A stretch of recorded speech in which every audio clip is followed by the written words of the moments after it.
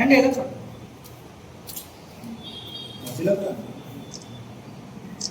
మొన్న నైట్ అంటే సుమారుగా మంగళవారం నైట్ అయి ఉంటుంది.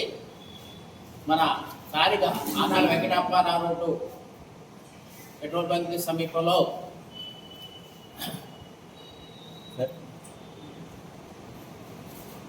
ఒక మెడికో స్టూడెంట్ని ఒక ఇద్దరు యువకులు కారుతో గుద్దిన సంఘటన మనం మీడియా ద్వారా టీవీ నైన్లో కానీ ఇతర మీడియా ద్వారా కానీ చూస్తున్నాము.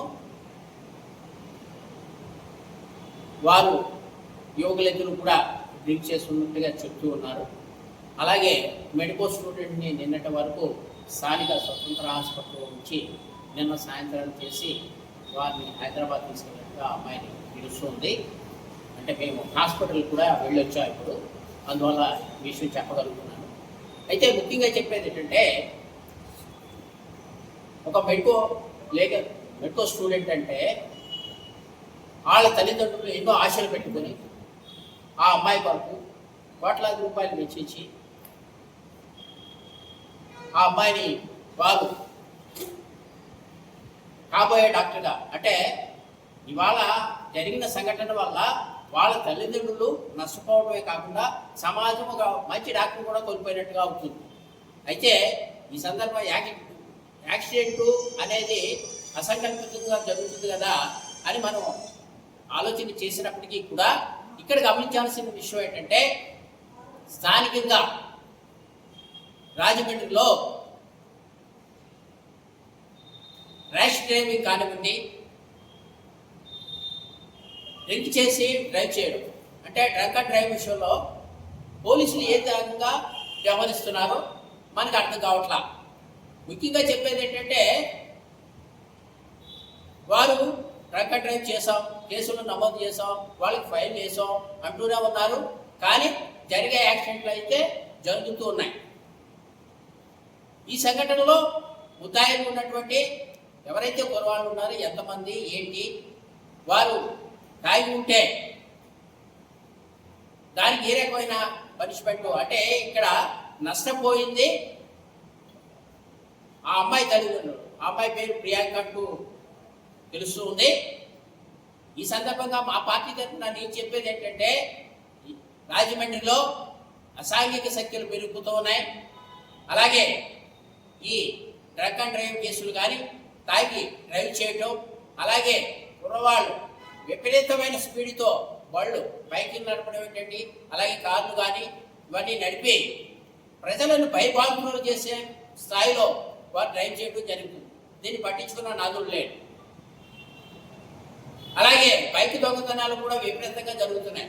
ఇంకో నిన్నటి రోజునే మా డ్రైవర్కి సంబంధించి ఒక బైక్ ఏది మున్సిపల్ కాలనీలో పెట్టిన బైక్, ఇంటి ముందు పెట్టిన బైక్ పట్టుకుపోయారు. అంటే మీరు చెప్పేది ఏంటంటే, పోలీసుల్ని తప్పు పట్టడం కాదు, కానీ మీరు అప్రమత్తంగా ఉండండి. ఆయా విషయాల్లో కరెక్ట్గా వ్యవహరిస్తే, పోలీస్ అంటే భయం కల్పిస్తే అసాంఘిక శక్తులు తగ్గుతాయి. అట్లా కాకుండా మీరు ఏదో ఒత్తిడికి తలవొక్కుతూ ఉంటే, ఇవాళ పరిస్థితి రాజమండ్రి అంటే ఒక పీస్ఫుల్ ఏరియా, ప్రశాంతమయంగా జీవించేటటువంటి ఒక ఏరియా ఇది. ఇటువంటి చోట ఇటువంటి సంఘటనలు చాలా బాధాకరం. నేను పోలీసు వారికి విజ్ఞప్తి చేస్తున్నాను, ఇటువంటి విషయాల్లో మీరు కరెక్ట్గా కఠినంగా వ్యవహరించండి. ఇప్పుడు ఏదైతే ఉందో ప్రియాంక అన్న అమ్మాయి, కనికి ప్రియాంక ఏదో అని చెప్పారు, ఆ అమ్మాయి విషయంలో జరిగింది చాలా దురదృష్టకరం, చాలా దారుణమైన విషయం. ఎందుకంటే ఆ తల్లిదండ్రులు కడుపు ఎంత బాధగా ఉంటుందో మనందరం గ్రహించాలి. ఎందుకంటే ఒక డాక్టర్ చేసుకుంటున్నారంటే ఆ అమ్మాయి మీద వాళ్ళు ఎన్నో ఆశలు పెట్టుకుని ఉంటారు. ఇవాళ జరిగిన సంఘటన మరి చాలా బాధాకరము. దీన్ని మేము ఖండిస్తూ ఉన్నాము. ఈ విషయంలో ఎవరైతే కారుతో గుద్ది యాక్సిడెంట్ చేశారో వాళ్ళు నిజంగా తాగి ఉంటే అది క్షమించరాని నేరం, వారిపైన కఠిన చర్యలు తీసుకోవాలని ఈ సందర్భంగా డిమాండ్ చేస్తూ, పోలీసు వారికి మరొక్కసారి విజ్ఞప్తి, మీరు అసాంఘిక శక్తులపై ఉక్కుపాదం మోపండి. ఎందుకంటే రాబోయే పుష్కరాలు విదేశాల నుంచి కూడా మనకి అనేక మంది ఇక్కడికి విచ్చేస్తారు. ఇటువంటి సంఘటనల వల్ల అంటే యాక్సిడెంట్లే కాదు జరిగిన నేరాల వల్ల కూడా మనకి వారి ఏరియాకి వెళ్ళి పలానా రాజమండ్రిలో ఇలా జరిగిందని చెప్పుకుంటే మనకి తలవంపులు. కాబట్టి మీరు ఎప్పటి నుంచే లాంటి విషయంలో కఠినంగా వ్యవహరించి రాబో పుష్కరాల విషయంలో కూడా దృష్టిలో పెట్టుకోమని ఈ సందర్భంగా తెలియజేసుకుంటూ కరెంటు చూపి ఆ అమ్మాయి కోలుకొని మరలా వచ్చి ఆ తల్లిదండ్రులకి సంతోషం కలిగించాలని నేను ఆశిస్తూ జిఎస్ఎల్ మెడికల్ కాలేజీలో చదువుతున్నటువంటి ప్రియాంక అనే medical college student Prasad Aditya కాంప్లెక్స్లో సినిమా చూసి బయటకు వస్తుంటే ఇద్దరు కుర్రోళ్ళు కారు వేగంగా వచ్చి అమ్మాయిని గుద్దారు. ఆ అమ్మాయిని రాజమండ్రి స్వతంత్ర హాస్పిటల్లోకి తీసుకెళ్ళిన తర్వాత ఆ అమ్మాయికి బ్రెయిన్ బాగా ఎఫెక్ట్ అయింది, చాలా సీరియస్గా చెప్పి ఆ అమ్మాయిని హైదరాబాద్ షిఫ్ట్ చేయడం జరిగింది. మరి కుర్రోళ్ళిద్దరు కూడా తాగి డ్రైవ్ చేస్తున్నారని అందరూ కూడా చెప్పడం జరుగుతుంది. మన రాజమండ్రి నగరం పరిస్థితి బాగాలేదు. ఎందుకంటే పోలీసులు డ్రగ్ అండ్ డ్రైవ్ కేసులు పట్టుకుంటున్నారు, కానీ అయినా జనం మనకి ఈ గంజాయి బ్యాచ్ అలాగే బ్లేడ్ బ్యాచ్ ఇవన్నీ ఎక్కువైపోయింది.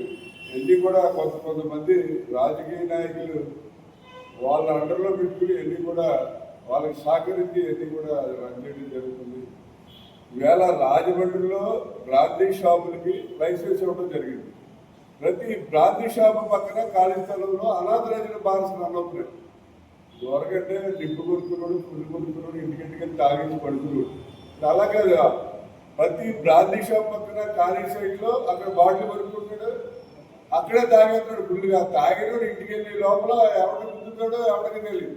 ఎందుకంటే బార్ లైసెన్స్ ఇవ్వడం వేరు, లైసెన్స్ ఏది లేకుండా అన్ని బ్రాందీ షాపుల్లో కూడా పక్కనే అనాథరైన బార్, ప్రతి చోట ఖాళీ స్థలంలో అనాథరైన బార్ ఉంటుంది. తాగిన తర్వాత ఇంటికి వెళ్ళాలంటే రోడ్డు మీద వెళ్ళాలి, కారు మోటార్ సైకిల్ ఏదో వేసుకెళ్తే ఎవరో గుర్తుంది. కాబట్టి గుర్తు ఫస్ట్ అరికట్టాలంటే ప్రస్తుతం రాజమండ్రి నగరంలో ఉన్నటువంటి బ్రాందీ షాపులకి అటాచ్డ్గా ఉన్న అనాథరైన బార్లన్నీ కూడా పోలీసు వారు తక్షణం, ఎక్సైజ్ శాఖ వారు కానీ పోలీసు శాఖ వారు కానీ తక్షణం బంద్ చేయాలి. అలాగే ఈ క్రిమినల్ చర్యలన్నీ కూడా అరికట్టకపోతే రేపు రాబోయే పుష్కరాలకి చాలా కష్టమైన పరిస్థితులు వస్తాయి. పుష్కరాలు రన్ చేయలేవు. అటువంటి పరిస్థితులు వచ్చి ఇలా ఉంది. కాబట్టి తక్షణం పోలీసు వారు యాక్టివేట్ అయ్యి ఎక్సైజ్ శాఖ వాళ్ళు పోలీసులు కఠినమైన చర్యలు తీసుకోవాలని చెప్పి కాంగ్రెస్ పార్టీ తరఫున మేము డిమాండ్ చేస్తున్నాం. అలాగే ఏదైతే ప్రియాంక అమ్మాయికి మరి యాక్సిడెంట్ చాలా దురదృష్టకరం. ఆ అమ్మాయి భగవంతుడి దైవాన్ని కోరుకుని మరి ఆ తల్లిదండ్రులకు ఆనందం కలిగించాలని చెప్పి ఆ భగవంతుడిని ప్రార్థిస్తూ ఆ అమ్మాయిని మేమందరూ కూడా చేయగలిగింది ఎవరో చేసి దేవుడు భగవంతుడే కాపాడగలరు. కాబట్టి అమ్మాయి సంపూర్ణ ఆరోగ్యంతో రాజకీయం రావాలని చెప్పి మనస్ఫూర్తిగా కోరుకుంటున్నాం.